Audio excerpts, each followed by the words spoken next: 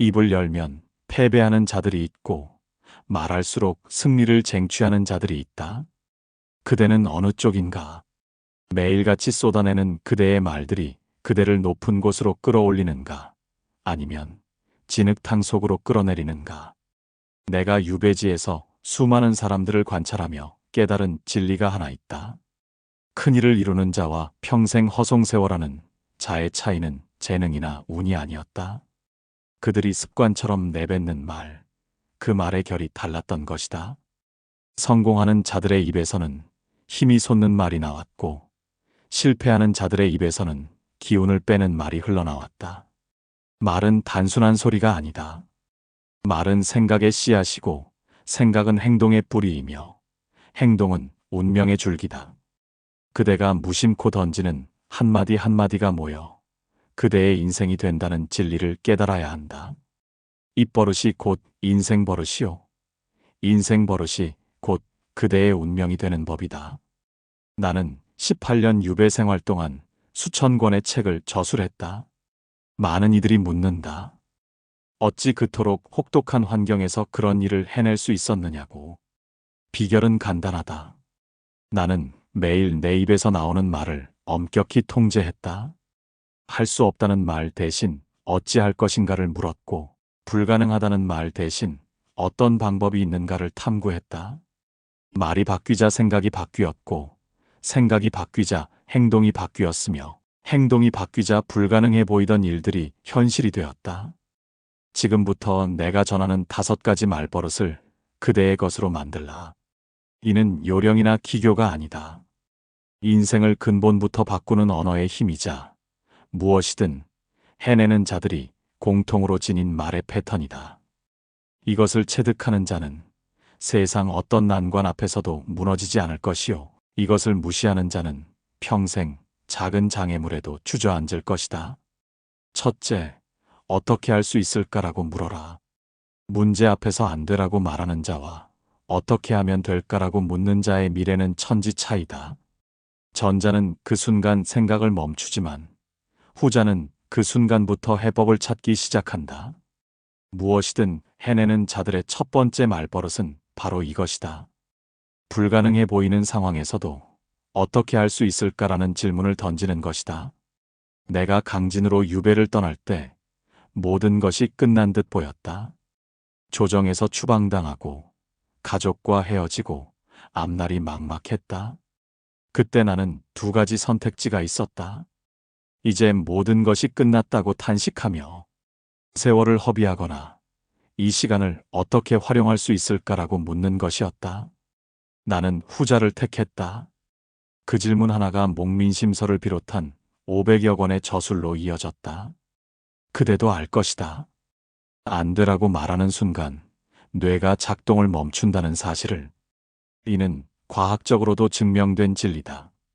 부정적 단어는 사고의 문을 닫아버리지만 긍정적 질문은 무한한 가능성의 문을 연다. 할 수 없다는 말은 변명의 시작이요. 어떻게 할까라는 질문은 돌파구의 시작이다. 평범한 자들은 장애물을 만나면 즉시 이건 불가능해라고 결론 짓는다. 하지만 큰일을 이루는 자들은 다르다. 그들은 같은 장애물 앞에서 이 장애물을 넘어설 방법은 무엇일까? 다른 경로는 없을까? 이것을 기회로 만들 수는 없을까라고 묻는다. 질문이 다르니 답도 다를 수밖에 없고, 답이 다르니 결과도 천양지차가 된다. 조선 최고의 장인 김홍도를 보라. 그에게 그림을 의뢰한 양반이 달밤에 2사람이 다리를 건너는 장면을 그려달라고 했으나, 단 달과 다리와 사람은 그리지 말라는 불가능한 조건을 붙였다. 보통 화가라면 그건 불가능합니다라고 말했을 것이다. 하지만 김홍도는 어떻게 하면 그릴 수 있을까라고 물었다. 그는 물에 비친 달 그림자와 다리 그림자를 그렸고 그림자 위로 2사람의 발자국만을 그려 넣었다. 불가능한 주문을 예술로 승화시킨 것이다. 지금 당장 그대의 말버릇을 점검하라. 하루에 몇 번이나 안 돼, 불가능해, 할 수 없어라는 말을 내뱉는가. 이 말들이 그대의 뇌를 마비시키고 그대의 가능성을 갉아먹고 있다. 오늘부터 이 말들을 추방하라. 대신 어떻게 하면 될까? 다른 방법은 무엇일까? 이것을 기회로 만들 수는 없을까라고 물어라. 구체적인 훈련법을 알려주겠다. 문제가 생겼을 때 즉시 해결책을 찾으려 하지 말라. 먼저 5분간 침묵하며 이렇게 자문하라. 이 상황에서 내가 통제할 수 있는 것은 무엇인가? 이미 가진 자원으로 할 수 있는 일은 무엇인가? 과거에 비슷한 문제를 어떻게 해결했는가? 이 질문들이 그대의 뇌를 깨우고 창의적 해법을 끌어낸다. 회사에서 예산이 삭감되었다고 가정하라. 평범한 직원은 이제 아무것도 할 수 없어라고 말한다. 하지만 탁월한 직원은 적은 예산으로 더 큰 효과를 낼 방법은 무엇일까? 예산 없이 활용할 수 있는 자원은 무엇일까? 이 제약을 창의성의 기회로 만들 수는 없을까라고 묻는다. 전자는 변명거리를 찾지만 후자는 혁신을 만들어낸다. 어떻게 할 수 있을까라는 질문에는 놀라운 힘이 있다. 첫째, 이 질문은 해결 가능성을 전제한다. 할 수 있다는 믿음이 이미 내재되어 있는 것이다. 둘째, 이 질문은 뇌를 능동적 탐색 모드로 전환시킨다. 수동적 체념이 아닌 적극적 탐구가 시작된다. 셋째, 이 질문은 여러 대안을 모색하게 만든다. 한 가지 방법이 막히면 다른 길을 찾게 된다. 젊은이여, 명심하라. 세상에 진짜 불가능은 거의 없다. 대부분의 불가능은 어떻게 할 수 있을까라는 질문을 던지지 않았기 때문에 불가능으로 남는 것이다. 그대가 이 질문을 습관화하는 순간, 그대는 평범함을 벗어나 비범함으로 나아가기 시작한다. 막힌 길에서 새 길을 발견하고 위기에서 기회를 창조하며 불가능을 가능으로 바꾸는 자가 되는 것이다. 마지막으로 이것을 기억하라. 어떻게 할 수 있을까라는 질문은 단순한 말버릇이 아니다. 이것은 인생을 대하는 근본적 태도요. 세상을 바라보는 철학이다. 이 질문을 일상화하는 자는 어떤 역경도 뛰어넘을 것이요. 이 질문을 외면하는 자는 작은 어려움에도 주저앉을 것이다. 선택은 그대의 몫이다. 하지만 현명한 자라면 이미 답을 알고 있으리라. 둘째, 내가 먼저 하겠습니다라고 선언하라. 세상은 먼저 나서는 자의 것이다. 뒤에서 눈치만 보는 자는 영원히 기회를 잡지 못한다. 무엇이든 해내는 사람들의 두 번째 말버릇은 내가 먼저 하겠습니다라는 자원의 선언이다. 이 한마디가 그대의 운명을 바꾼다. 대다수 사람들은 누군가 시키기를 기다린다. 상사가 지시하기를, 동료가 먼저 나서기를, 상황이 유리해지기를 기다린다. 하지만 이렇게 기다리는 자들은 평생 기다림 속에서 늙어간다. 반면 성공하는 자들은 기다리지 않는다. 그들은 먼저 손을 든다. 먼저 책임을 진다. 먼저 위험을 감수한다. 그리고 그 대가로 성장의 기회를, 신뢰를, 성공을 거머쥔다. 내가 관찰한 바로는 이렇다. 회의실에서 어려운 과제가 나왔을 때 두 부류가 나타난다. 한 부류는 고개를 숙이고 시선을 피한다. 내가 아니길 바란다는 마음이 역력하다. 다른 부류는 곧바로 제가 하겠습니다라고 말한다. 전자는 책임을 회피하려 하고 후자는 기회를 움켜쥔다. 5년 후 둘의 위치는 어떻게 되겠는가? 물을 필요도 없으리라. 내가 먼저 하겠습니다라는 말에는 세 가지 힘이 담겨 있다. 첫째는 주도성이다. 시키는 일을 하는 자와 스스로 찾아서 하는 자의 가치는 비교할 수 없다. 둘째는 책임감이다. 먼저 나선다는 것은 결과에 대한 책임을 지겠다는 선언이다. 셋째는 성장 의지다. 어려운 일을 자처하는 것은 성장의 고통을 기꺼이 감수하겠다는 뜻이다. 조선 중기의 명신 율곡 이의를 보라.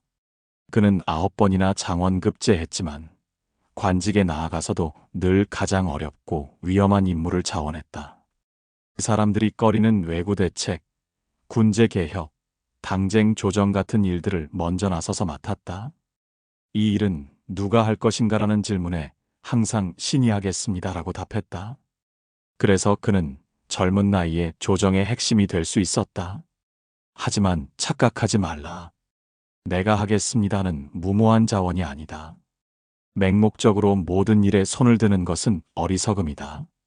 진정한 자원은 전략적이어야 한다. 그대의 강점을 발휘할 수 있는 일, 그대가 성장할 수 있는 일, 그대의 가치를 증명할 수 있는 일을 선별해서 자원하라.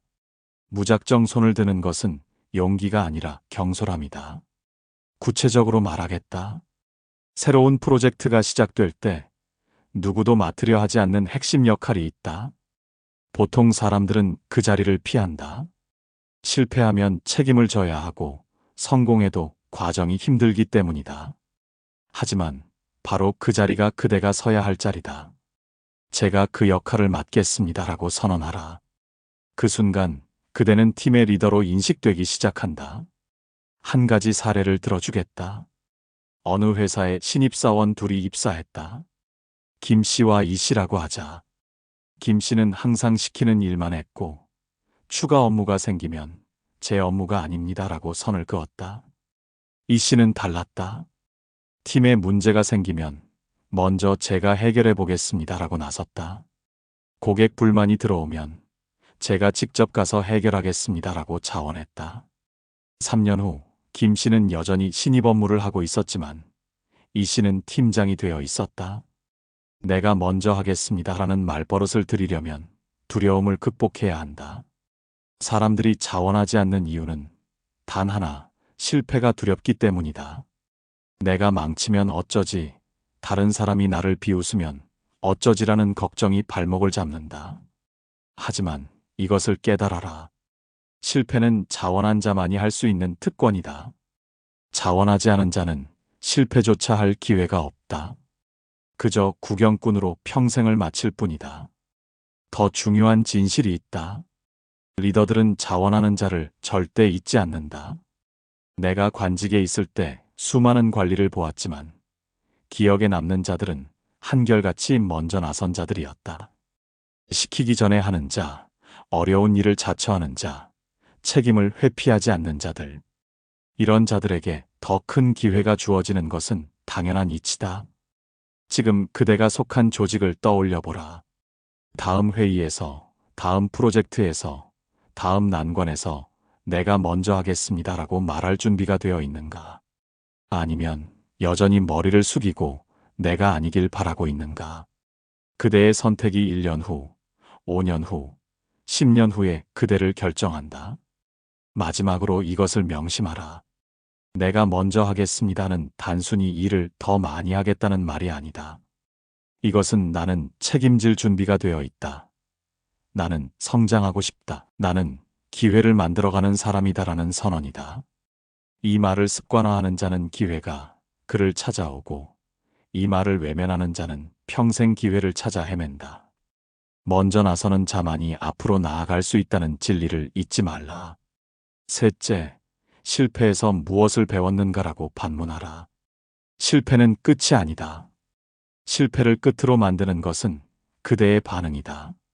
무엇이든 해내는 자들의 세 번째 말버릇은 실패 앞에서 실패에서 무엇을 배웠는가라고 묻는 것이다. 이 질문 하나가 패배를 성공의 밑거름으로 바꾼다. 세상 사람들은 실패하면 두 가지 반응을 보인다. 하나는 변명이다. 환경이 나빴다. 운이 없었다. 다른 사람 때문이다라며 책임을 회피한다. 다른 하나는 자책이다. 나는 안 돼. 역시 나는 못하는 거야. 다시는 시도하지 않겠어라며 스스로를 매몰차게 심판한다. 하지만 이 두 반응 모두 그대를 성장시키지 못한다. 변명은 배움을 막고 자책은 재도전을 막는다. 진정으로 큰 일을 이루는 자들은 다르게 반응한다. 그들은 실패했을 때 먼저 감정을 가라앉힌다. 그리고 냉정하게 묻는다. 이 실패에서 내가 배울 수 있는 교훈은 무엇인가? 어떤 부분이 잘못되었는가? 다음에는 어떻게 다르게 해야 하는가? 이 질문들이 실패를 값진 학습의 기회로 전환시킨다. 나의 유배 생활이 바로 그러했다. 많은 이들이 유배를 인생의 실패로 여긴다. 실제로 나도 처음에는 좌절했다. 하지만 곧 나는 자문했다. 이 실패에서 무엇을 배울 것인가? 조정에서의 실패를 분석하니 당쟁의 본질이 정치의 한계가 권력의 덧없음이 보였다. 그 배움이 목민심서와 경세유표의 토대가 되었다. 실패가 나를 더 깊은 사상가로 만든 것이다. 에디슨을 보라. 그는 전구를 발명하기까지 10,000번 실패했다. 누군가 10,000번이나 실패했는데 포기하지 않느냐고 묻자 그는 이렇게 답했다. 나는 실패한 적이 없다. 전구가 켜지지 않는 10,000가지 방법을 발견했을 뿐이다. 이것이 바로 실패를 대하는 올바른 태도다. 실패는 안 되는 것을 확인하는 과정이요. 되는 것으로 가는 징검다리다. 그런데 대다수 사람들은 실패하면 배우려 하지 않는다. 그저 빨리 잊으려 한다. 감추려 한다. 아픈 기억이니 묻어두려 한다. 이것이야말로 최악의 대응이다. 실패를 묻어버리면 그 실패는 아무런 가치도 남기지 못한다. 같은 실수를 반복할 수밖에 없다. 실패의 고통만 겪고 실패의 교훈은 얻지 못하는 어리석음이다. 실패에서 배우는 구체적 방법을 알려주겠다. 첫째, 실패 직후 감정적 반응을 기록하라. 화가 난다, 부끄럽다, 억울하다 등의 감정을 그대로 써내려가라. 이것이 감정의 정화다. 둘째, 24시간 후에 객관적 분석을 시작하라. 무엇이 목표였는가, 어떤 행동을 했는가, 어느 지점에서 틀어졌는가를 냉정히 살펴보라. 셋째, 구체적인 교훈을 3가지 이상 도출하라. 막연한 반성이 아니라 명확한 배움이어야 한다. 예를 들어보겠다. 사업 제안이 거절당했다고 하자. 평범한 자는 실력이 부족했다는 막연한 결론으로 끝낸다. 하지만 탁월한 자는 구체적으로 분석한다. 시장 분석 자료가 부족했다. 재무 계획이 비현실적이었다. 프레젠테이션에서 핵심을 앞에 두지 않았다 등 구체적인 문제점을 찾아낸다. 그리고 다음에는 3개 이상의 시장 분석 자료를 준비하겠다. 재무 전문가의 검토를 받겠다. 핵심 메시지를 처음 3분 안에 전달하겠다는 구체적 개선안을 마련한다. 또한 실패를 공유하는 용기를 가져라. 많은 이들이 실패를 숨기지만 실패를 공유하는 것이야말로 진정한 용기다. 팀원들에게, 멘토에게, 동료들에게 나는 이번에 실패했고 이런 점을 배웠다고 말하라. 이것이 그대를 신뢰받는 사람으로 만든다.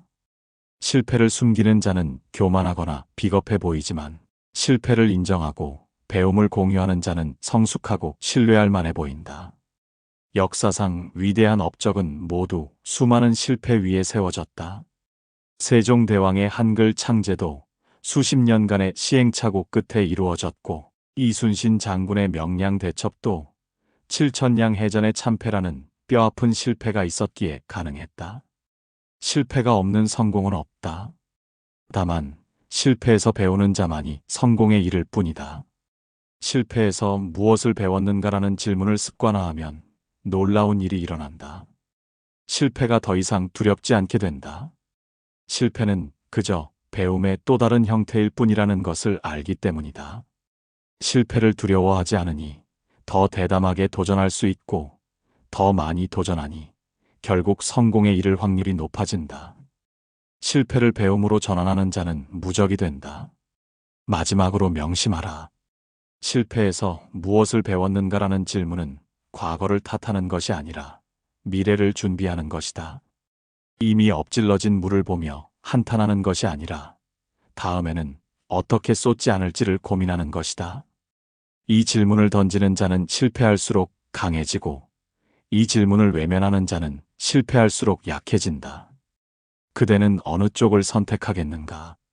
현명한 자라면 이미 답을 알고 있으리라. 넷째, 지금 내가 할 수 있는 일은 무엇인가라고 집중하라. 과거를 후회하고 미래를 걱정하는 자는 현재를 잃는다. 무엇이든 해내는 자들의 4번째 말버릇은 지금 내가 할 수 있는 일은 무엇인가라고 묻는 것이다. 이 질문이 그대를 행동하게 만들고 행동이 그대를 변화시킨다. 세상에는 두 종류의 사람이 있다. 생각만 하는 자와 실행하는 자다. 생각만 하는 자는 완벽한 계획을 세우려다 아무것도 시작하지 못한다. 이것도 해야 하고 저것도 해야 하는데라며 압도당한다. 반면 실행하는 자는 거창한 계획 대신 지금 당장 할 수 있는 것부터 시작한다. 한 걸음 한 걸음 나아가다 보면 어느새 목적지에 도달해 있다. 내가 방대한 저수를 할 수 있었던 비결이 바로 이것이다. 500권의 책을 쓰겠다고 거창한 목표를 세운 것이 아니다. 매일 아침 눈을 뜨면 오늘 내가 쓸 수 있는 것은 무엇인가라고 물었다. 한 장, 한 장, 한 문단, 한 문장. 지금 할 수 있는 것에 집중하니 18년이 지나자 500권이 완성되어 있었다. 거대한 성취는 언제나 작은 실행의 축적이다. 지금 내가 할 수 있는 일은 무엇인가라는 질문은 세 가지 힘을 가진다. 첫째, 압도감을 제거한다. 큰 목표는 때로 마비를 일으키지만 작은 행동은 움직임을 만든다. 둘째, 즉각적 실행을 유도한다. 지금이라는 시간 제약이 미루기를 차단한다. 셋째, 통제 가능한 것에 집중하게 한다. 그대가 바꿀 수 없는 것에 에너지를 낭비하지 않고 그대가 실제로 할 수 있는 것에 힘을 쏟게 만든다. 현대의 많은 사람들이 목표는 크게 세우지만 실행은 하지 못하는 이유가 있다. 목표와 현실 사이의 간극이 너무 커서 어디서부터 시작해야 할지 모르기 때문이다. 1년 안에 10kg을 빼겠다는 목표는 좋지만 오늘 무엇을 할 것인가? 5년 안에 부장이 되겠다는 포부는 좋지만 지금 당장 무엇을 할 것인가? 목표만 있고 현재의 행동이 없으면 그것은 환상일 뿐이다. 구체적인 실천법을 알려주겠다. 큰 목표가 있다면 그것을 작게 쪼개라. 그리고 매일 아침 오늘 이 목표를 위해 내가 할 수 있는 한 가지는 무엇인가라고 물어라. 딱 한 가지만 정하라. 여러 개를 나열하면 결국 아무것도 하지 못한다. 한 가지를 정했으면 그것을 언제 할지 구체적으로 정하라. 오늘 오전 10시에 할 것이다처럼 명확해야 한다. 한 사례를 들어보겠다. 어느 작가가 책을 쓰고 싶어 했다. 하지만 300쪽짜리 책을 써야 한다는 생각에 압도되어 3년간 한 글자도 쓰지 못했다. 그러다 전략을 바꿨다. 지금 내가 쓸 수 있는 것은 무엇인가라고 매일 물었다. 첫날은 제목 3개를 적었다. 둘째 날은 목차 초안을 만들었다. 셋째 날은 서문 한 단락을 썼다. 이렇게 매일 지금 할 수 있는 것에 집중하니 6개월 만에 책이 완성되었다. 지금 할 수 있는 것에 집중하면 완벽주의의 함정에서 벗어날 수 있다. 많은 이들이 완벽한 조건을 기다린다. 완벽한 계획, 완벽한 환경, 완벽한 준비. 하지만 완벽한 순간은 오지 않는다. 오히려 불완전한 상태에서 시작하는 것이 현명하다. 일단 시작하면 수정하고 개선할 수 있지만 시작하지 않으면 아무것도 없다. 이것도 깨달아야 한다. 지금 할 수 있는 것은 항상 있다. 시간이 없다는 것은 거짓이다. 돈이 없다는 것도 변명이다. 인맥이 없다는 것도 핑계다. 그대가 정말로 찾는다면 지금 이 순간에도 그대가 할 수 있는 무언가가 반드시 있다. 책을 읽을 수 있고, 전화를 걸 수 있고, 이메일을 보낼 수 있고, 계획을 세울 수 있고, 조언을 구할 수 있다. 조급함도 경계해야 한다. 많은 이들이 당장 결과를 보고 싶어 한다. 오늘 시작했으니 내일 성과가 나와야 한다고 생각한다. 하지만 세상은 그렇게 돌아가지 않는다. 대나무는 5년간 땅속에서 뿌리를 내리다가 6년째 되는 해에 비로소 하루에 1m씩 자란다. 그대도 마찬가지다. 지금 하는 작은 행동들이 보이지 않는 곳에서 뿌리를 내리고 있다. 조급해하지 말고 꾸준히 지금 할 수 있는 것을 하라. 또한 이것을 명심하라. 지금 할 수 있는 것은 거창할 필요가 없다. 5분짜리 작은 행동도 충분하다. 중요한 것은 크기가 아니라 방향이다. 목적지를 향해 가고 있다면 천천히 가도 상관없다. 멈추지만 않으면 된다. 하루에 1%씩만 나아가도 1년 후에는 37배 성장한다. 작은 행동을 무시하지 말라. 마지막으로 이것을 기억하라. 과거는 이미 지나갔고 미래는 아직 오지 않았다. 그대가 실제로 통제할 수 있는 시간은 오직 현재뿐이다. 지금 내가 할 수 있는 일은 무엇인가라는 질문은 그대를 현재로 데려온다. 현재에 집중하는 자는 과거의 후회와 미래의 걱정에서 자유로워진다. 그리고 그 자유 속에서 진정한 실행력이 나온다. 지금 이 순간 그대가 할 수 있는 한 가지는 무엇인가? 그것을 지금 하라. 다섯째, 감사합니다와 배웠습니다를 말하라. 교만한 자는 더 이상 배우지 못하고 배우지 못하는 자는 성장을 멈춘다. 무엇이든 해내는 자들의 다섯 번째 말버릇은 감사합니다와 배웠습니다를 자주 말하는 것이다. 이 두 마디가 그대를 평생 성장하는 사람으로 만든다. 세상에는 두 부류가 있다. 모든 것을 당연하게 여기는 자와 모든 것에서 배움을 찾는 자다. 전자는 도움을 받아도 원래 그래야지라고 생각하고 비판을 들으면 저 사람이 뭘 안다고라며 무시한다. 후자는 작은 호의에도 진심으로 감사하고 가혹한 비판에서도 배울 점을 찾는다. 10년 후 둘의 차이는 하늘과 땅만큼 벌어진다. 감사합니다는 단순한 예의가 아니다. 이것은 관계를 만드는 힘이요. 기회를 부르는 주문이다. 진심 어린 감사를 표하는 자, 주위에는 사람이 모인다. 도움을 주고 싶어지고 기회를 주고 싶어진다. 반면 감사할 줄 모르는 자, 곁에는 아무도 남지 않는다. 사람들은 자신의 호의가 당연시되는 것을 견디지 못한다. 내가 유배지에서 만난 백성들의 도움이 없었다면 어떤 책도 쓸 수 없었을 것이다. 가난한 농부가 나눠준 밥 한 끼, 마을 서당에 낡은 책 한 권, 제자들이 베껴준 원고 한 장. 나는 이 모든 것에 감사했고 그 감사를 말과 행동으로 표현했다. 그러니 사람들이 계속 도왔다. 감사는 도움을 부르고 도움은 성취를 낳는다. 더 중요한 것은 배웠습니다라는 말이다. 이것은 겸손의 표현이자 성장의 선언이다. 아무리 높은 지위에 오르고 많은 것을 이루어도 배웠습니다라고 말할 수 있는 자는 계속 성장한다. 반면 나는 이미 다 안다는 태도를 가진 자는 그 순간부터 퇴보한다. 배움이 멈추면 성장도 멈춘다. 공자가 말하지 않았는가? 세 사람이 길을 가면 그 중에 반드시 나의 스승이 있다고. 이것이 무슨 뜻인가? 어떤 상황에서도 어떤 사람에게서도 배울 것이 있다는 뜻이다. 상사에게서 배우고 동료에게서 배우고 심지어 후배나 아이에게서도 배운다. 배웠습니다라고 말할 수 있는 자는 온 세상이 스승이 된다. 구체적으로 어떻게 실천할 것인가? 첫째, 누군가 조언을 해주면 즉시 좋은 말씀 감사합니다라고 하라. 설령 그 조언이 마음에 들지 않더라도 일단 감사를 표하라. 조언을 해준 것 자체가 그대를 생각했다는 뜻이다. 둘째, 비판을 들었을 때 방어하지 말고 그 점은 생각하지 못했습니다. 배웠습니다라고 하라. 이것이 그대를 성숙한 사람으로 보이게 한다. 셋째, 작은 도움에도 구체적으로 감사하라. 감사합니다로 끝내지 말고 이 자료 덕분에 프레젠테이션을 훨씬 설득력 있게 만들 수 있었습니다. 정말 감사합니다처럼 구체적으로 표현하라. 구체적 감사는 진심을 전달한다. 넷째, 실패했을 때조차 이 경험에서 많은 것을 배웠습니다라고 말하라. 이것이 그대를 긍정적이고 회복력 있는 사람으로 만든다. 역사를 보면 알 수 있다. 위대한 리더들은 한결같이 겸손했다.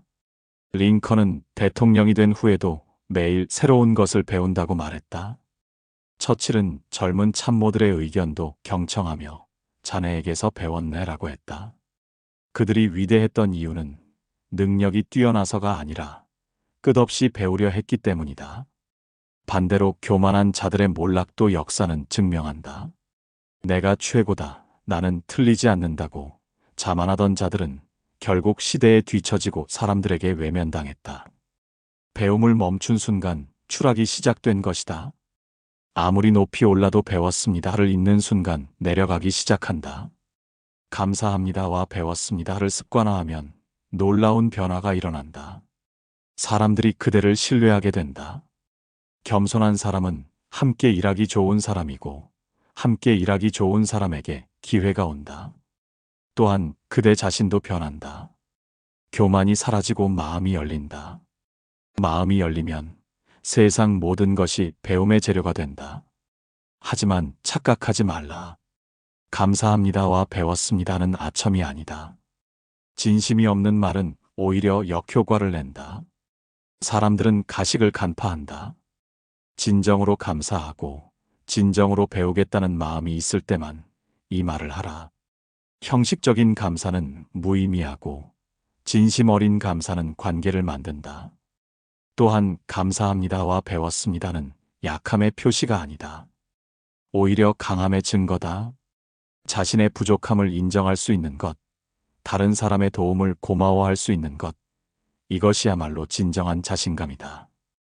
약한 자일수록 교만하고 강한 자일수록 겸손하다. 역설이지만 진리다. 지금 그대의 주변을 돌아보라. 오늘 하루 동안 몇 명에게 진심으로 감사합니다라고 말했는가?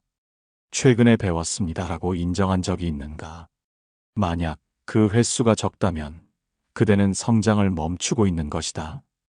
오늘부터 의식적으로 감사와 배움을 표현하라. 처음에는 어색할 수 있다. 하지만 습관이 되면 그것이 그대의 품격이 된다. 마지막으로 명심하라. 감사합니다와 배웠습니다는 단순한 말버릇이 아니다. 이것은 세상을 대하는 태도요. 삶을 사는 철학이다. 감사할 줄 아는 자는 행복하고 배우려는 자는 성장한다. 행복하고 성장하는 자가 결국 무엇이든 해내는 사람이 된다. 그대가 이미 많은 것을 이루었더라도 아직 시작도 하지 않았더라도 지금 이 순간부터 감사합니다와 배웠습니다를 입에 달고 살라. 그것이 그대를 더 높은 곳으로 이끌 것이다.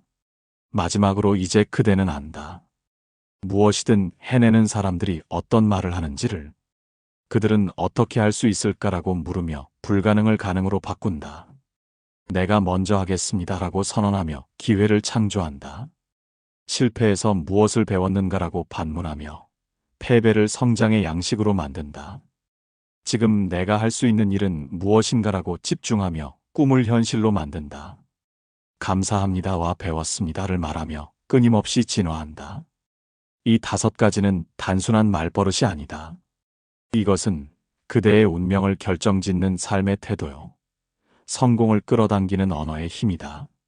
말이 생각을 만들고 생각이 행동을 만들며 행동이 습관을 만들고 습관이 인격을 만들며 인격이 운명을 만든다. 그대가 매일 내뱉는 말 한마디 한마디가 10년 후 그대의 모습을 결정한다. 하지만 아는 것과 행하는 것은 천지 차이다. 이 글을 읽고 고개를 끄덕이는 것으로는 아무것도 바뀌지 않는다.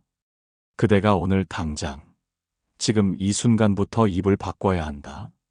다음 회의에서, 다음 대화에서, 다음 난관에서 이 5가지를 실천하라.